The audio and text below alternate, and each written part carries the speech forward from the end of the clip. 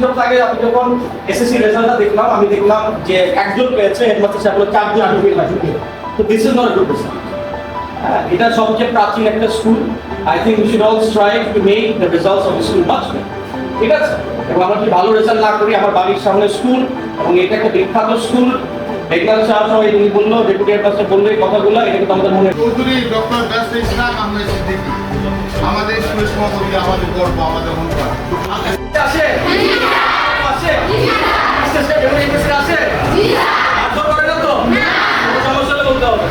পড়াশোনা করে ঠিক মতো আপনারা সকলে ভালো মতো পড়াশোনা করবেন, মা বাবার মুখ রাখবেন, বড় হবেন, এই দোয়াই করি। ঠিক আছে? এবং সকলের কথা শুনতে হবে, টিচারদের কথা শুনতে হবে, টিচাররা যেভাবে পড়াশোনা করতে পারে সেভাবে পড়াশোনা করতে হবে। ঠিক আছে?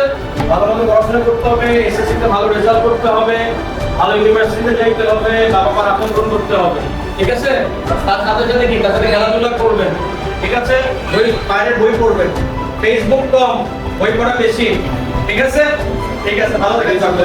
এই ফাইটিং এর মূল বিষয়টা আপনাদের সকলকে ভালো মানুষ হতে হবে, বাবা মার যে দুঃখ আছে, যে কষ্ট আছে, তাদের সেটা বুঝে শিক্ষিত হয়ে চাকরি করতে হবে, পরিবারকে আত্মনির্ভর করতে হবে। ঠিক আছে?